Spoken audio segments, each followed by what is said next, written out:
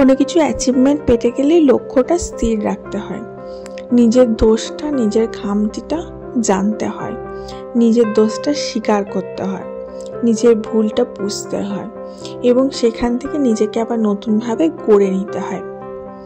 এবং এই কাজগুলো যে করতে পারে না সে কখনো সাকসেস পায় না। তার জন্যে সাকসেস পেতে গেলে আগে নিজেকে গড়ো, নিজেকে ভাঙো এবং নিজেকে তৈরি করো, তাহলে দেখবে সাকসেস এমনিই তোমার পিছনে আসছে। Hello everyone, this is Ivy, welcome back to my channel. ইসাস ডায়েরিজের একটি নতুন সকালে তোমাদের সকলকে ওয়ার্ম ওয়েলকাম জানাই। দেশের পরিস্থিতি খুব একটা ভালো নয়, কোনো দিকে খুব খারাপ, কোনো দিকে মোটামুটি, তো কোনো দিকে অবস্থা স্থিতিশীল। কিন্তু এরকম পরিস্থিতিতে দাঁড়িয়ে আমরা সবাই একটা কাজই করতে পারি, যে শান্তির জন্য প্রার্থনা এবং সবাই নিজেকে সুরক্ষা রাখার চেষ্টা। নিজেকে সুরক্ষা রাখার জন্য গভর্নমেন্ট থেকে যেরকম বলে দিয়েছে কিছু কিছু রুলস ফলো করা খুব দরকার। যেমন ঘরে কিছু তুমি ড্রাই জিনিস মজুদ রাখো, চাল ডাল এই সমস্ত জাতীয় জিনিসগুলো। এমার্জেন্সি মেডিসিন যেগুলো লাগে সেগুলো 2-3 মাসের মতো তুলে রেখে দাও। ইভেন কিছু ক্যাশ তোমার হাতে তুলে রাখতে পারো। খুব বেশি নয়, গোটা অ্যাকাউন্ট খালি করতে বলা হচ্ছে না, বলা হচ্ছে কিছু ক্যাশ হাতে তুলে রাখতে, লাইক 50,000 অ্যারাউন্ড। এবং একটা জায়গায় ইমার্জেন্সি লাইট, ক্যান্ডেল এই সমস্ত জিনিসগুলো মজুদ রাখতে, একটা ব্যাগ গুছিয়ে রাখতে, ইমার্জেন্সি পারপাসে যদি কোথাও যেতে হয় তার জন্য। আর এইগুলো যারা বর্ডার সংলগ্ন এলাকায় থাকে তাদেরকে আরও বেশি করে ফলো করা উচিত।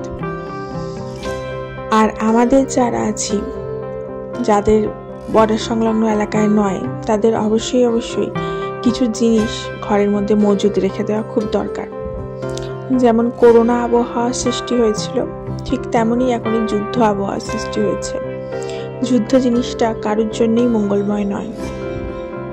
ঘরে বসে বসে বলতে ভালো লাগে, আমরা দেখে নেব, আমরা ফাটিয়ে দেবো, আমরা শেষ করে দেবো, আমরা জিতে যাব বা সামথিং লাইক দ্যাট, আমরা করে নেব, আমরা এটা করেছি, আমরা ওটা ফাটিয়ে দিয়েছি, এই করেছি ওই করেছি।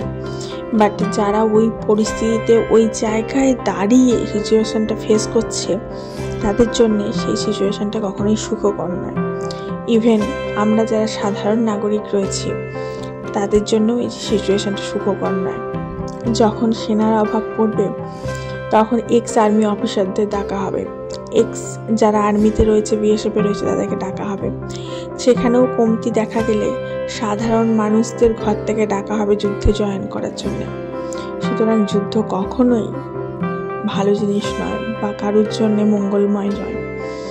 ইভেন যুদ্ধ লাগলে প্রত্যেকটা জিনিসের দাম বেড়ে যাবে। যুদ্ধ লাগলে জিনিসের দাম এতটাই বেড়ে যাবে যে সেটাকে তুমি ক্রয় করতেও পারবে না, এমনই অবস্থা সিচুয়েশন সৃষ্টি হবে। কারণ যুদ্ধের আমাদের এই জিনিসের দামগুলো থেকেই যে ট্যাক্সগুলো পড়ে সেখান থেকেই তো টাকা তুলে যুদ্ধে ব্যবহৃত ওয়েপন এবং সমস্ত রকম অ্যাক্সেসরিজগুলো কিনতে টাকা তুলবে এখান থেকে সরকার। তার জন্যে যুদ্ধ কখনোই মঙ্গলময় নয়। তাই আমরা সবাই প্রে করতে পারি যে সিচুয়েশনটা যত তাড়াতাড়ি নর্মাল হয় ততটাই মঙ্গলময় সমাজ জন্য। আর না হলে মারাত্মক সিচুয়েশন যদি আমাদের ফেস করতে হয়, যেমন লাস্ট আমাদের ফেস করতে হয়েছিল, আমাদের নয় আমাদের পূর্বপুরুষদের ফেস করতে হয়েছিল, সেটা কখনোই সুখকর ছিল না কারোর জন্য। So let's pray for our peaceful future. কারণ আমাদের ফিউচারটা যত ভালো হবে আমাদের বাচ্চাদের ফিউচার আরও ভালো হবে, আর আমাদের ফিউচার যত খারাপ হবে আমাদের বাচ্চাদের ফিউচার আরও খারাপ হতে থাকবে। আমরা এমন একটা জেনারেশন যে আমরা সমস্ত কিছু দেখে নিলাম, কিন্তু বাদ রইল না আমাদের দেখতে। মক ড্রিল পর্যন্ত আমরা দেখে নিলাম, করোনা ভাইরাস দেখে নিলাম, লকডাউন দেখে নিলাম, নোটবন্দি দেখে নিলাম, সমস্ত কিছু আমরা ফেস করে নিলাম, কিন্তু তবুও সারভাইভ করলাম। অ্যাকচুয়ালি সারভাইভ করাটাই হচ্ছে ইম্পর্টেন্ট। তুমি কি করে সারভাইভ করছো সেটা কথা নয়, সারভাইভ করতে হবে, তোমাকে বাঁচতে হবে। আর বাঁচতে গেলে যা যা দরকার সেইগুলোর জন্য টাকাটাও তোমাকে তুলতে হবে। এটাই হচ্ছে বাস্তবতা। এই সারভাইভের জন্যই তো মানুষের এত পরিশ্রম, তাই না? যাই হোক, আমার ঘরে যে ছোটো টি টেবিলটা আছে তার উপরে কভারটাতে খুব নোংরা হয়েছিল, তো ভাবলাম আজকে কভারটা একটু চেঞ্জ করে দিই। আর মেয়ের যেহেতু স্কুলে সামার ভ্যাকেশন স্টার্ট হয়ে গেছে, এখানে বলে রাখি বিভিন্ন ধরনের স্কুলের ভ্যাকেশনের নিয়ম বিভিন্ন। তো আমার মেয়েদের সামার ভ্যাকেশন পড়ে গেছে, গভর্নমেন্ট স্কুলেও ছুটি পড়ে গেছে, কিন্তু কিছু কিছু প্রাইভেট স্কুল এখনও চলছে। সবার তো ছুটি এক সময় হয় না, তো সমস্ত স্কুল বন্ধ করার নির্দেশ জারি হয়ে গেছে। এত অবধি নিউজই আমার জানা আছে, এরপরে এখনও কত কী হচ্ছে অনেক অজানা থেকে যায় মানুষের, অনেক জানা যায়, অনেক কিছু জানা যায় না। যাই হোক, তো টি টেবিলের কভারটা আমি ভিজিয়ে দিয়ে এলাম হালকা হালকা কুসুম কুসুম গরম জলে সার্ফ দিয়ে, এবং তার সাথে মেয়ের যে ব্যাগটা আছে সেটাও ভিজিয়ে দিয়ে এলাম। চেষ্টা করি এগুলো ক্লিন করে রাখার। আমাদের ঘরে যেমন একটু ধুলো ময়লা জমলে আমরা দেখতে পারি না, সেটাকে পরিষ্কার করে দিই। যেমন দেশের ওপরে ধুলো ময়লা জমতে দেওয়া কি যায়, জমতে দেওয়া তো যায় না। তার জন্যই হয়তো এত যুদ্ধ, এত লড়াই, যাতে দেশের উপরে কোনো দাগ না পড়ে। যখন তখন যেতে এসে দেশের ওপরে গুলি বর্ষণ করে দিয়ে চলে যাবে, সেটাও তো সহ্য করা যায় না। তার জন্যে একটা পদক্ষেপটা নেওয়া দরকার। তবে সেই পদক্ষেপটা নেওয়া হলেও সেটা যেন খুব বড় দিকে না যায়, এটুকুই প্রে করা। কারণ খুব বেশি বড় দিকে চলে গেলে প্রত্যেকটা মানুষের সারভাইভ করাটাও কিন্তু একটা কোয়েশ্চেন মার্কস চলে আসছে। যাই হোক, এখানে একটা আয়রনের কাজ বাকি ছিল, শুধু আমার এই স্যুটটা। এটা কেচেছিলাম, আমি হাতেই কেচেছিলাম। সব কিছু ওয়াশিং মেশিনে দিলাম, ওয়াশিং মেশিনে দিলে নষ্ট হয়ে যায়। যতই দামি তোমার ওয়াশিং মেশিন হোক না কেন, সেটা তোমার ভালো সফিস্টিকেটেড জিনিসকে কাচতে পারে না, বেশি কাচার ফলে জিনিসটা নষ্ট হয়ে যায়। আর হাতে হালকা একটু ধুপে নিলেই পরিষ্কার থাকে জিনিসটা। তো আমি চেষ্টা করি যেগুলো একটু সফিস্টিকেটেড ব্যাপার সেগুলোকে হাতে কেচে নিতে। তো এই স্যুটটা আমি অনেক শখ করে কিনেছিলাম অনলাইন থেকে। স্যুটটা ভীষণ সুন্দর, নিচটা প্লাজো প্যান্ট, ওপরটা 3/4 হাতা একটা স্যুট। কাপড়টাও ভীষণ একটু নরম আর অন্য টাইপের কাপড়, পাঠানি টাইপের। আর নিচে প্লাজো প্যান্টটাতে একটা পকেটও আছে, আর ওড়নাটাও খুব সুন্দর। তো এটা আমি কালিজায় যাওয়ার জন্য কিনেছিলাম। তো এটাকে আমি কেচেছিলাম, তো এটাকে আমি একটু আয়রন করে নিচ্ছি। আয়রন করে আবার তুলে রাখবো। আবার কোথাও গেলে তখন আবার দেখা যাবে বেরিয়ে পরা যাবে না হয়, মানে আলমারি থেকে বার করে পরা যাবে। কারণ আমি চেষ্টা করি যে প্রত্যেকটা জিনিস যাতে পারফেক্ট থাকে, আর পারফেক্ট রাখার চেষ্টা করি। আমার হাজব্যান্ডও আয়রন করা ছাড়া জামা কাপড় পরে না, সেও আয়রন করা জামা কাপড় পরতে ভীষণ পছন্দ করে। আমি ওই জন্য চেষ্টা করি আমার নিজেরগুলোও আয়রন করে নিতে একটু, এবং আমার মেয়েরটাও আয়রন করে রাখতে। কারণ আয়রন করা জিনিসগুলো পরলে দেখবে একটা ফ্রেশনেস ফিল হয়। এগুলো ছেলেরা বেশি বোঝে, মেয়েরা অতটা আয়রন করার ধারে কাছে যায় না।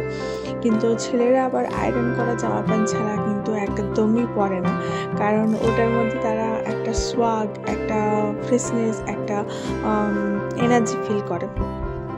এমনিতেও আমরা দেখবে যখন পরা জামাটা ছেড়ে একটা টাটকা জামা পরি, তখন তার মধ্যে একটা আলাদা ভাব অনুভব করি। যেমন আমাদের এখন নাইট স্যুট হয়েছে, রাত্রেবেলা শুতে যাওয়ার আগে আমরা এই সারাদিনের পরা কাপড়টাকে চেঞ্জ করে একটা নাইট স্যুট পরে শুতে যাই। বা অনেকে যারা নাইট স্যুট পরেন না, তারা চেষ্টা করে যে সারাদিন যেটা পরে রইলো সেটা ছেড়ে দিয়ে একটা পরিষ্কার নাইটি পরে রাতে শুতে গেল, সেটাতে একটা ফ্রেশনেস অনুভব করে। রাত্রেবেলা শুতে যাওয়ার আগে যেমন আমি করি, মুখটা ভালো করে ধুয়ে পরিষ্কার করে ক্রিম টিল লাগিয়ে, চুল আঁচড়ে, লিপ বাম লাগিয়ে একটা ফ্রেশনেস ফিল হয়। অনেকে এসব করে না, অনেকে করে, যার যেটা অভ্যেসের মধ্যে থাকে। করতেই হবে তার কোনো কথা নেই, তবে করলে ভালো। বললাম যেমন যার যেটা অভ্যেসের মধ্যে থাকে, আমি এগুলো করি, এতে আমার খুব ফ্রেশ ফিল হয় জিনিসটা। মানে সারা দিনের মধ্যে একটা ক্লান্তি ভাব, সেটাকে দূর করার জন্য কিন্তু খুবই প্রয়োজন। তবে হ্যাঁ, বিশাল যে স্কিন কেয়ার করি, এটা সেটা লাগালাম, সিরাম লাগালাম, এই লাগালাম, ওই লাগালাম, অত কিছু নয়। জাস্ট নর্মাল ক্রিম দিয়ে মুখটাকে একটু ম্যাসাজ করা, ঠোঁটে লিপ বাম লাগানো, মুখটা একটু ফ্রেশ ফিল করানো, এরকম। আর যেদিন একটু বেশি গরম করে সেদিন একটু রোজ ওয়াটার স্প্রে করে নিই, ক্রিম লাগাই না, এরকম আর কি। এগুলো কিছুই না, সামান্য ছোটোখাটো জিনিস যদি নিজের হ্যাবিটের মধ্যে তৈরি করা যায় বা হ্যাবিটের মধ্যে ফেলা যায়, তাহলে আমাদের জীবনে ফ্রেশনেসটা ফিল হয় এবং যতই কঠিন সিচুয়েশান আসুক না কেন, আমরা আমাদের মাইন্ডটাকে ফ্রেশ রাখতে এবং দৃঢ় রাখতে হেল্প করতে পারি। যাই হোক, এই কথা বলতে বলতে আমার একটা আয়রন হয়ে গেল, জাস্ট দুটোই ছিল। আর তারপরে আমি বসেছিলাম একটু সেলাই নিয়ে। দেখতেই পাচ্ছ অনেকগুলো চেয়ারের ওপর উপর দিয়ে বসেছি, তার কারণ হচ্ছে হাইটটা ম্যাচ করাবার জন্য, নাহলে হাইটটা ম্যাচ হয় না। কতগুলো সেলাই জমেছিল সে কটা করে নিচ্ছি। এটা আমার সেলাই মেশিন, এটাতে আমি কি করি, এটা আমার হাতেই হয়, আমার পায়ের নয়। এবং আমি কি করি, ওই তোমার যে কটা ধরো একটুখানি সুতো খুলে গেল বা একটু ফিটিংস করাতে হলো, সেগুলো আমি নিজে ঘরেই করে নিই। একটা সময় ছিল এগুলো সব করাতে আমাকে বাইরে সেলাইয়ের দোকানে যেতে হতো এবং প্রত্যেকটা করতে 20 টাকা করে নিয়ে নিত। তো এখন দিনটা গেছে এবং ঘরেই এটা করে নিতে পারি। প্রথম দিকে তো সেলাই মেশিন চালাতেই পারছিলাম না, প্রথম আনার পরে। যদিও আমার মাকে আমি সারা জীবন দেখেছি সেলাই মেশিন চালাতে এবং আমার মায়ের সেলাই মেশিন ছিল, মা সেলাইয়ের সমস্ত কাজ করতে পারে, তার জন্য মায়ের কাছ থেকে দেখে আমি একটা জানতাম, আমার একটা ধারণা ছিল।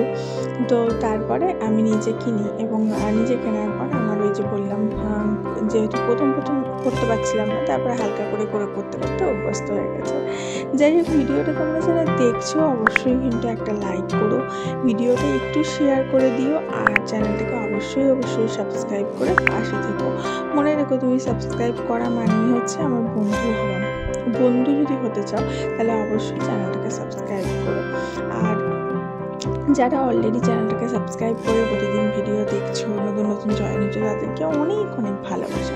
চলো লাঞ্চে বসা যাক। লাঞ্চে আজকে ছিল ঘি করলা আর আলু দিয়ে ভাজা, পাতলা করে আলু কেটেছিলাম, ঘি করলা আর আলু ভাজা। আর এদিকে ছিল চিকেন কষা, আলু দিয়ে চিকেন দিয়ে কষা, একটু কষা। আর এদিকে ছিল পেঁপে ছেঁচকি মানে হচ্ছে পেঁপে ভাজা, যেটাকে আমি ভীষণ ভালোবাসি, সর্ষে ফোড়ন দিয়ে করা হয়। আর তার সাথে আমরা যেগুলো খাই প্রতিদিন, টক দই খাই, প্রতিদিন আমের চাটনি খাই, এগুলো তো ছিলই। আম ছিল, এখন আস্তে আস্তে আম উঠছে, সেরকম ভালো আমটা পাওয়া যাচ্ছে না, তবে আস্তে আস্তে আরও 2-1 দিন গেলে হয়তো একটু ভালো পাওয়া যাবে। এগুলো ছিল, এইসব দিয়ে আজকে লাঞ্চের সময়টা অতিক্রম করলাম বা লাঞ্চটা সারলাম বলতে পারো। এবং এই যে দেখো, চিকেনটা বেশ অল্প একটু চিকেন ছিল, সেটা করে দিয়েছি একটু ঝোল মতো। চলো আজকে তাহলে আসি, দেখা হচ্ছে কালকে। Love you all.